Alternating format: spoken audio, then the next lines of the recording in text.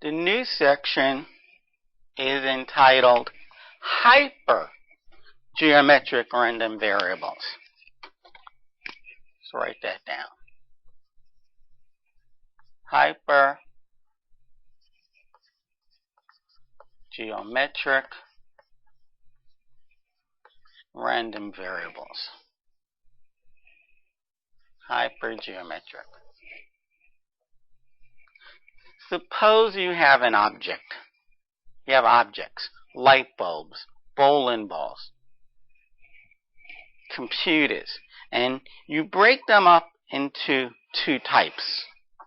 Maybe you have marbles. You have black ones and you have purple ones. Or you have light bulbs, blue ones and green ones. Or defective, non-defective. But nonetheless, you have two types. So,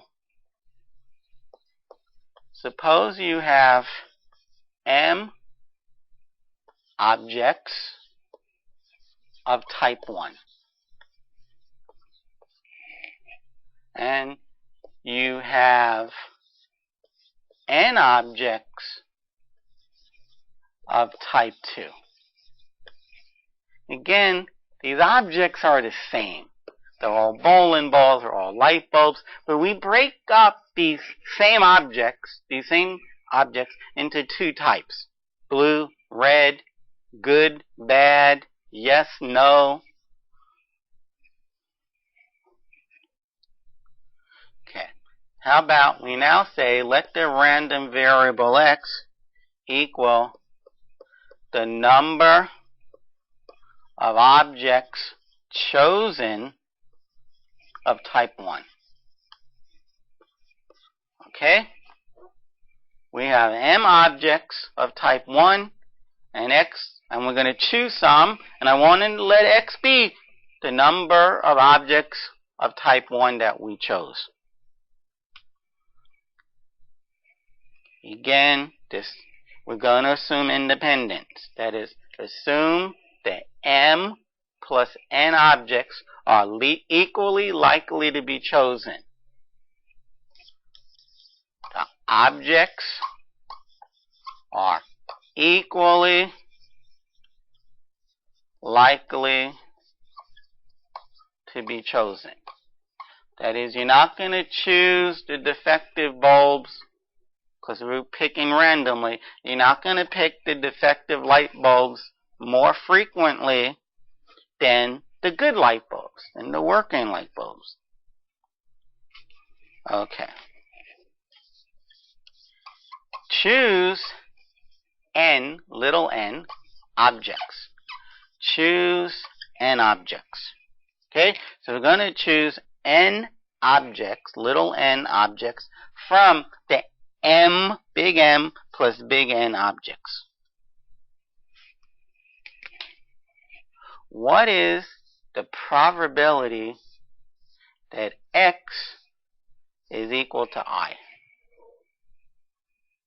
I being a number of objects chosen of type 1. Okay. Well, there are two types of objects. We have M of one type and N of another type. Now, x is the number of objects from type 1, and type 1 is the M. So from the M, we are going to choose I of them. And in total, we're going to choose N. Well, if you have N objects, and you put I of them over there, then the rest, N minus I, go in the other place. That is, of type 2, we are choosing N minus I of them. And in total, from M plus N objects, we are going to choose little n. And this is hypergeometric. You have one type of object, but you break them down to two types. Red and yellow, working, not working, this or that. But you can say big and small. The reason you can't say big and small is because then the objects are equally likely to be chosen is not true. because you're probably more likely to put your hand in a bag and come out with a big item. But if somehow the big and the small were equally likely, then fine. Those are the two types, big and small.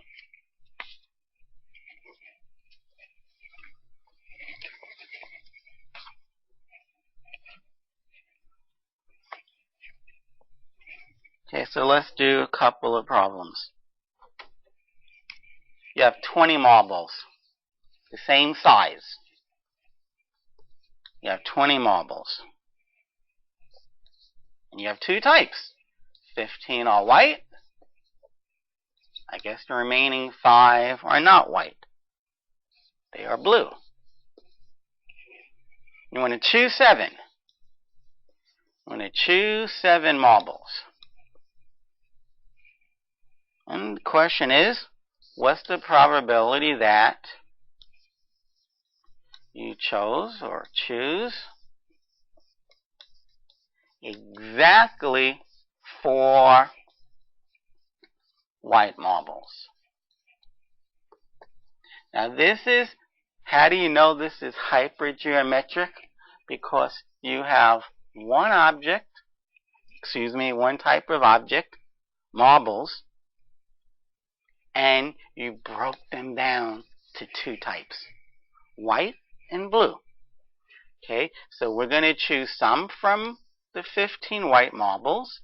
We're going to choose some from the blue marbles, the 5 blue marbles, and from the 20 marbles, we're going to choose 7. Okay, now how many whites are we going to choose? Oh, we want to choose 4. So from the 15 white marbles, we want to choose 4. And then, that means multiplication, from the 5 blue marble, how many we want to choose? Well, if you want to choose 7, and you picked 4 whites, then there's 3 left over for blue. That's your answer. That's your answer. You want to work that one out? Fine. I actually did, unless I made a silly mistake, I got 0.1761.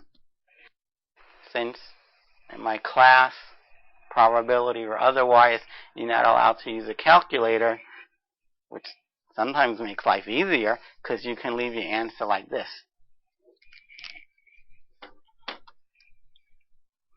Okay, let's try another one.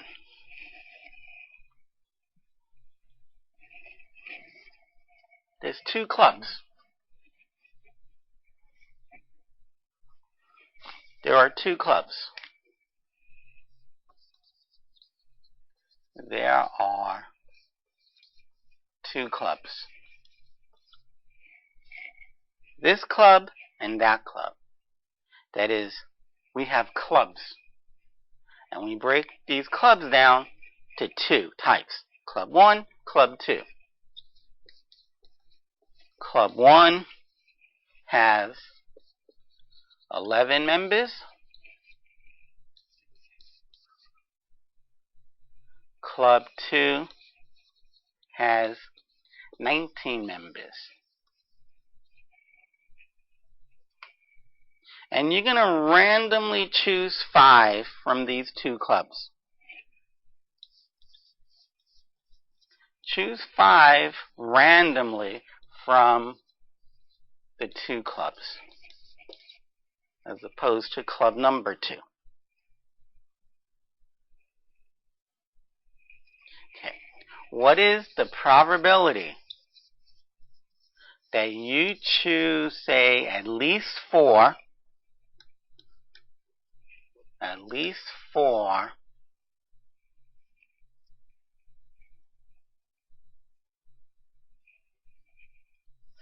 from Club 1? The probability you choose at least 4. Well, this is equal to the probability that you choose exactly 4 from Club 1, plus, and keep in mind you're only choosing 5 in all, plus the probability that you choose 5 from Club 1. Okay. So let's calculate each of these two probabilities separately. So one club has 11 members, and the other club has 19 members, which means you're choosing from the 30 members, and you want to choose 5. Okay. The first, and we're going to do this 2 times. From the 11-member club, you're going to choose some. From the 19-member club, you're going to choose some. And from the 30 club members, you are choosing 5. Okay. In the first one, you want to pick 4 from club 1. Well, club 1 is the 11-member set. So you're going to choose 4. But since we're choosing 5 in all, you must be choosing 1 from the other club. Now, you're going to choose 5 from club 1. And since you only want to choose a total of 5, you're not choosing any from club 2. And once again, there's your answer. There is your answer. You want to work it out, but that's kind of boring. The probability is what you have on the bottom. Knowing how to compute these combinations doesn't mean you know how to do probability problems. Okay. Let's try another one. This one will have a little twist in it, but nothing major. You buy light bulbs, and you buy them in lots of 10. You purchase light bulbs in lots of 10. You buy them 10 at a time. There's 10 in a bag. Okay. You always check 3 from each lot. And you reject the lot if any are defective. You reject the lot if any of them are defective. That is, you only purchase this lot if all 3 are good. But if any one's defective, you're like, I don't want these. They're defective. Okay. Suppose 30% of the lots have 4 defective light bulbs. 4 out of 10, no good in 30% of their lots. And 70% of the lots, they have just 1 defective light bulb. What is the probability that you reject the lot? What is the probability that you reject, spell that correctly, you reject the lot? Well, how about we find out the probability that you accept the lot? If you accept the lot 75% of the times, then we're going to say you reject it 25% of the times.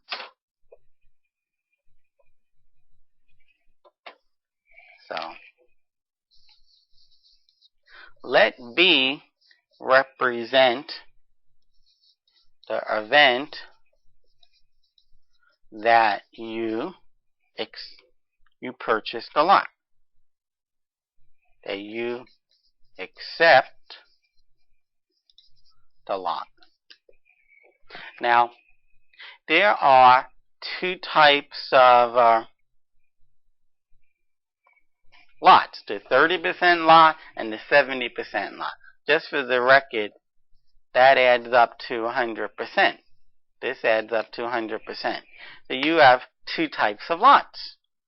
You have the 30% lot, you have the 70% lot. So what you can say is that the probability of B is equal to the probability that you accept. B means accept. The probability you accept the lot is the probability that you accept it, given that, okay, it came from the lot with 4 defective, but then you have to multiply the probability. I'm going to give these names. I'm going to call this R. I'm going to call the next one S. R means it came from the lot with 4 defective. S means it came from the lot with 1 defective. That way I can save a little space. It's just notation. Don't get caught up with that.